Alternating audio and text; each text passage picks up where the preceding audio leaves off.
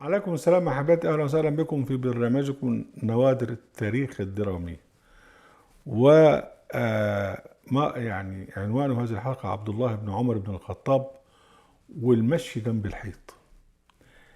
عبارة المشي جنب الحيط ديت يعني عبارة مصرية للواحد اللي هو بيحاول يبعد عن الظلمة، وبيحاول يعني أن يكون في حاله ويرفع شعار وأنا مالي وأنا مالي. طبعا يعني إذا جاء هذا من الناس اللي هم العوام الغلابة يعني أوكي ماشي، لكن أن يأتي هذا من إنسان مشهور ابن خليفة زي عبد الله بن عمر بن الخطاب، وفي نفس الوقت يعني يتعاون مع الظالمين ويأخذ أموالهم، يعني أموالا منهم ويأخذ جواري منهم، وبعدين يسكتوا على ظلم أولئك الظالمين. نحن نتحدث بقى في الدولة الأموية وفي عصر بقى عبد الملك بن مروان والحجاج بن يوسف الذي كان واليا على مكة والمدينة بعد أن قتل عبد الله بن الزبير. احنا هنعرض سريعا لتاريخ عبد الله بن عمر. هو الحقيقة عبد الله بن عمر الجزء الأول من تاريخه كان إيجابيا. يعني إيجابيا مش معنى كده أن هو يعني كان إنسان كويس، يعني إيجابيا يعني كان متفاعلا، كان مشاركا في السياسة، لدرجة أنه هو لما طعن أبوه عمر بن الخطاب أبوه أشار بأنه هو يكون من ضمن الستة، يكون هو السابع من المرشحين للخلافة، بس لا يلي الخلافة لكن يكون له صوت فقط. فده قمة، يعني قمة مشاركته في السياسة. يعني وصل لدرجة أنه يتحط اسمه إلى جانب سعد بن أبي وقاص وعثمان بن عفان وعلي بن أبي طالب وزبير بن عوام، يعني وطلحة بن عبيد الله، يتحط اسمه في وسطهم ويكون هو صوت، لكن له ليس له أن يتولى الخلافة. وعبد الرحمن بن عوف كان من ضمن أيضا. المهم لما ابتدت بقى بوادر الفتنة تظهر، وعثمان بن عفان بقى واضح ان هو خليفة فاسد وبيدي كذا وبيدي كذا الى اخره، فابتدى عبد الله بن عمر يعتزل، بس مش اعتزال ايجابي، لا، يعني في مثلا ناس اعتزلوا ايجابيا. يمكن نتعرض لسعيد بن المسيب، وده راجل كان محترم جدا واعتزل الامويين ايجابيا، يعني ايجابيا بحيث انه ما خدش منهم فلوس ووقف ضدهم الى اخره. لكن صاحبنا اعتزل مع انه ياخذ العطايا من الامويين. ف لما تولى معاويه بن ابي سفيان، وبعد كده حدثت الثوره بتاعت عبد الله ابن الزبير، صاحبنا ده عمل مبدأ، قال لك أنا لا أدخل في الفتنة ولا أبايع أحدا حتى يبايعه الناس. يعني ماشي جنب الحته، الناس كلها رضوا بفلان، وفلان ده طبعا حين يصل للحكم ووصل بالظلم وبالحرب وبسفك الدماء، ساعتها قال لك خلاص يبقى أنا أبايعه.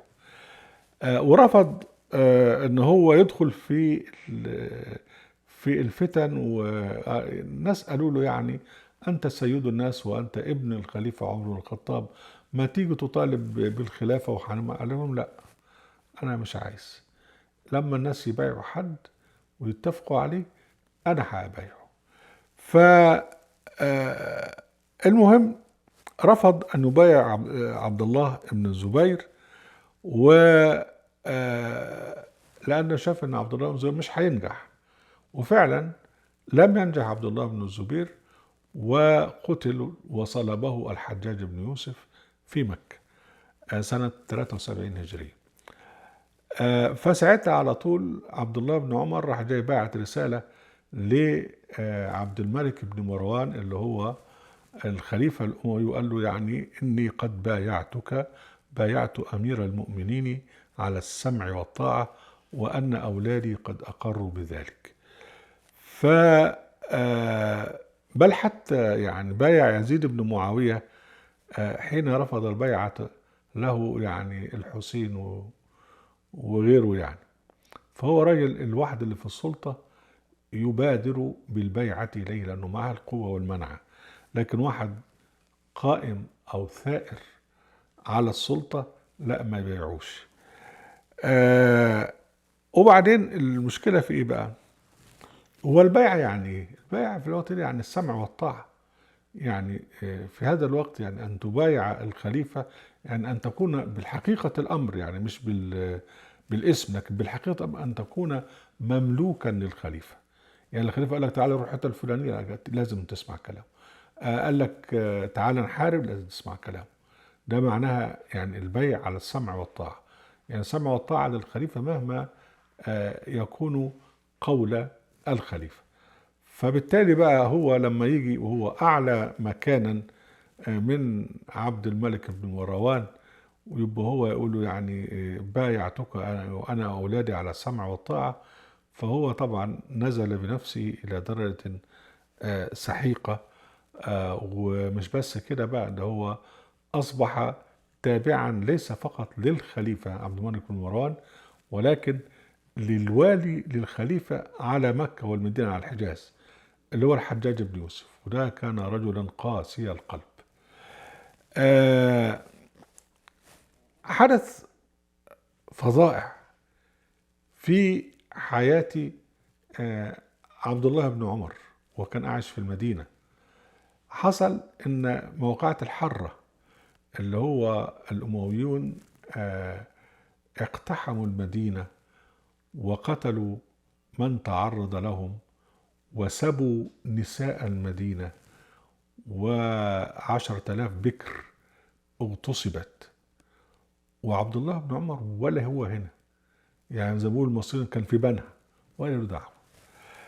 آه و يعني ناس احتجوا عليه، قالوا له يعني اتصلي مع، طبعا هو من ضمن الولاء ان يصلي يعني حاجه اسمها والي الصلاه.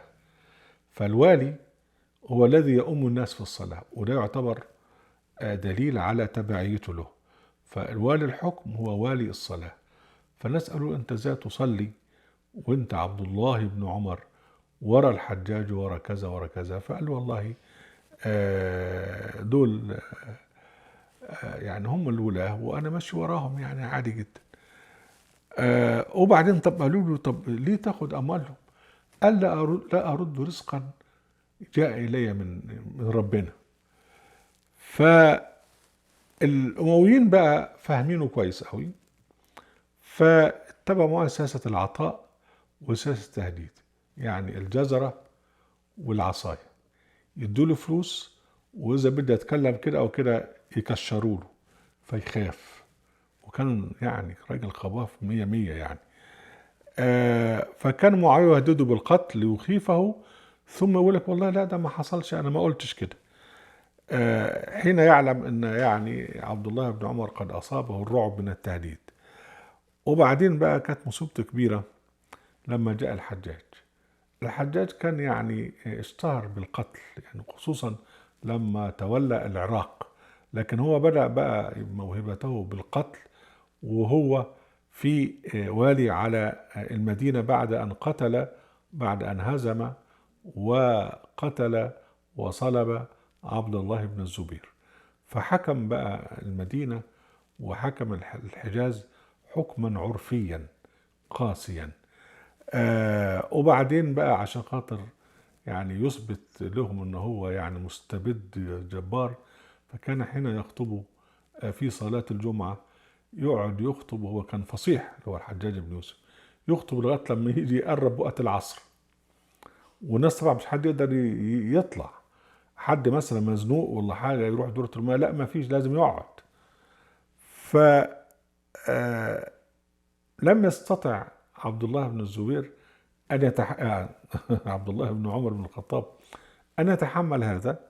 فمرة راح واقف وقال له يعني أنت كده بتأخر الصلاة، وأنت كده بتعمل بتخلي الناس يعني ابتدى يحتج عليه. فالحجاج بن يوسف لم يسكت، قال لقد كنت هممت أن أضرب عنق ابن عمر.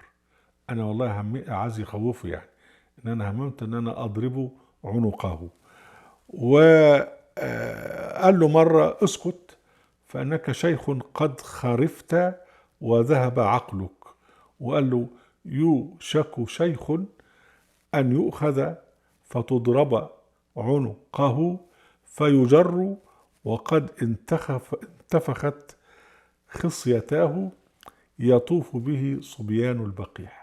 يعني شوف بقى يعني راجل كان فصيح جدا في تهديده، يقول لك يشك شيخ، يعني بيتكلم عن عبد الله بن عمر، أن يؤخذ فيضرب عنقه ويجر في الشارع جثته وقد انتفخت إلى آخر الكلام ده. في الآخر دس له الحجاج رجلا برمح مسموم فطعنه في الطواف حول الكعبة. طعنه كده، غزه يعني بالرمح بالمسموم، فتسرب السم إلى جسده وحمل إلى بيته، ويعني ظل مريضا إلى أن مات. وهو على فراش الموت كان يقول: ما آسي من الدنيا إلا على ثلاث: ظمأ الهواجر ومكابدة الليل وألا أكون قد قاتلت هذه الفئة الباغية التي حلت منه. ابتدى يندم ان هو ليه ما وقفش وحارب الأمويين. شكرا أحبتي، ونلتقي في الحلقة القادمة.